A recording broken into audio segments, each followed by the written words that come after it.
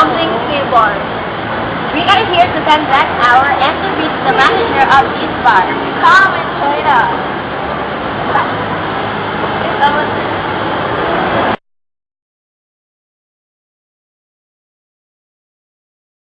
Here with us, the manager of Dim Sum and Dumpling Table, Mr. Christopher Barden.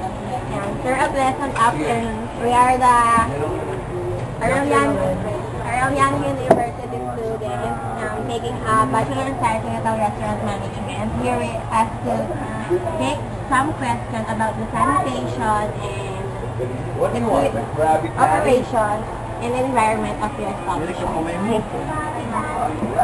My first question is about operation. Okay. Did your establishment follow the proper sanitation? Actually, our store follow a very stringent sanitation store. Kasi ang sanitation may tatlong category sa amin.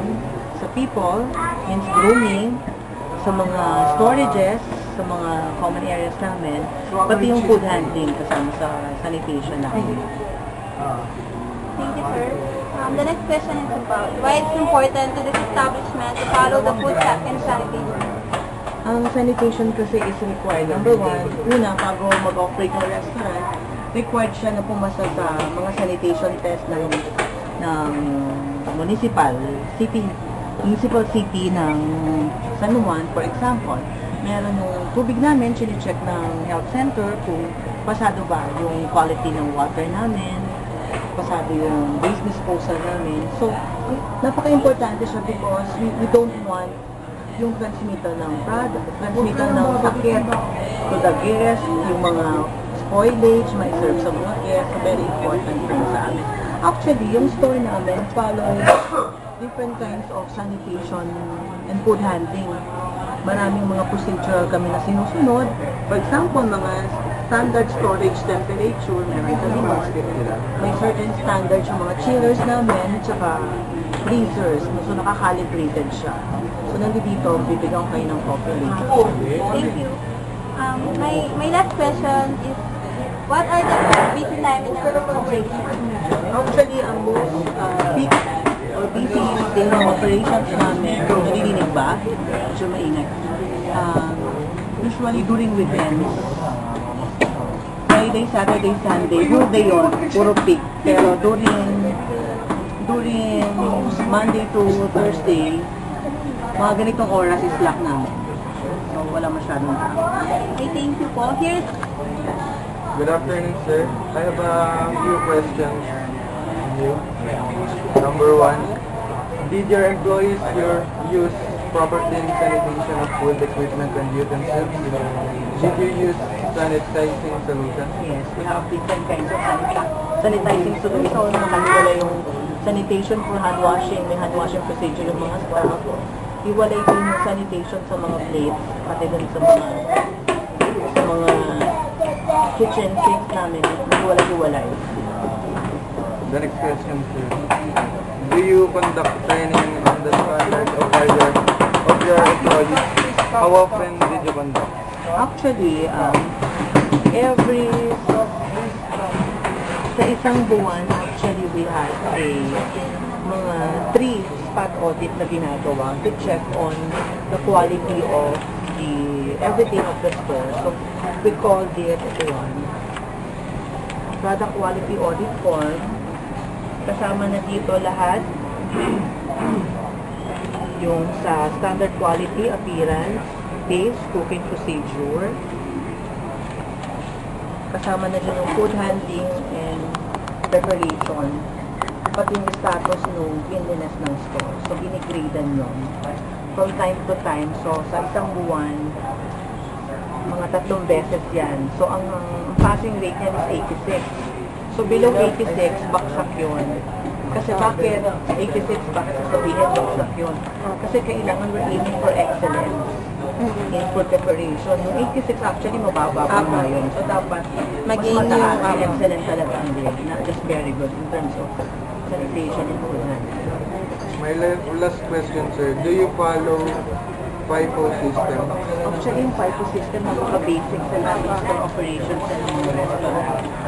Lahat nagpa-follow ng FIFO. Siyempre, kasi pang may nag-follow ng FIFO, yung spoilage mataas, food cost tuloy. So, actually, Lido din, last in, last out, nagamit din. Okay, thank you, sir. Tapos actually, madagdagan ko lang yung last in, sige last pa. out. Yung mga food handling, kasi mostly mga dimsum, mga Apo, siopaw, mga mas So may mga stacking height yun. For Apo. example, for siopaw, hindi mo pwedeng hanggang 4 lang stacking height. Apo. Hindi siya po pwede dahil 6 pa po patungin mo kasi Apo. madideform yung mga product na. So, marami. Bibigyan ko yung kopya. Okay, thank you. Next, Jasper. Thank you, sir. This is the next interview. Sir, I'm Jasper Cabrera from Okay. Yale University. Yes. I have a 3 questions for you to answer. Did you follow food safety regulations? Yes, we follow. As I said already, everything is checked. Are you a member of GMPRA or Green Restaurant Association? We're not a member of Green Restaurant Association. I just came from my head office and asking for the GRA. Pero they said that yung warehouse namin or namin has complied and has given an award of Good Manufacturing Practices or GMP. Ibig sabihin, we pass on certain standards on cleanliness and sanitation on making our products. What are the sanitation of the employees if they not follow the right preparation and storage of food?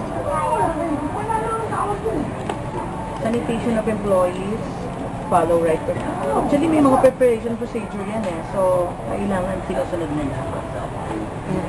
Okay, thank you po. Thank you po. And the next,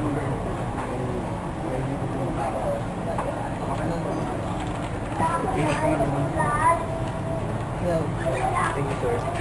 You're welcome. Sir, I'm Manilyn. Then I have a question. Did you do the proper disposal of garbage? Yes, we are following proper disposal of garbage. Segregated yung mga food waste. Iwalay sa mga plastic, sa mga papers. Next question is about the environment. Do you experience shortage of water? Yung shortage ng water, ang pang-restaurant eh nasa mall base. Hindi siya freestanding. Yung freestanding wala sa mall. Pang nasa restaurant nasa loob ng mall, napaka bibihira o minsan hindi talaga nangyayari nagkakaroon ng water shortage. Kasi prepared ang mall sa mga ganong situation. So laging available ang water sa mall. Next question is, what packaging material do you use? Disposable or not disposable? Disposable lang. Pang take out. Pag dine-in, may mga plates na. Why did you prefer these? Mga disposable. Kasi mas convenient yung mga gamit namin na disposable. Kasi maraming case ngayon may latest na yung yung aware, yung nga po sa GRA, yung aware po yung kasi sa ngayon yung mga styro po, tinatransform na nila sa mga carton na lang para sa segregation. kami din, mag-change na rin kami ng gano'n. Kaya lang, on process pa yung ano namin kasi marami pa rin yung mga stock namin, mga packages sa mga warehouses namin. Pero we're changing kasi mostly may mga operations kami sa mga kiosk, sa mga school, especially sa Ateneo, sa Lasal AGI, required ng school na hindi na pwede gumamit ng styrofoam. Medyo parang carton itsura na ng mga ginagamit ng mga packaging na. Like sir, I'm Raquel. So my next question is, why did the owner decided to why did you build up your business in this area? Actually, Green Hills, one of the most busiest, mataas ang foot traffic ng Green Hills. So, the deciding factor is that. And number 2, if you can see sa second floor, pwede mo din number 2, kami lang restaurant na nag-offer. So the next question is, did you experience electrical storage during your peak hours? Kung meron ng electrical storage, it would be just 5 minutes, 7 minutes na nare-revive ka agad ng mall. So, walang problema dun sa mga stocking na baka masira. Walang problema. Ayun. So, last question, and for us to tawag dito, may iwan yung words para sa amin. So, as a manager, what advice can you give us as a future manager someday? Okay, may advice to before student din ako, diba? In terms of sanitation, napaka-importante na kasi pag you are a restaurant manager, it's not just profit that you're going to check on the restaurant. Napaka-importante yung cleanliness, food safety, sanitation. Dapat talaga yun yung number one priority ninyo. At lagi, you don't just be satisfied by good.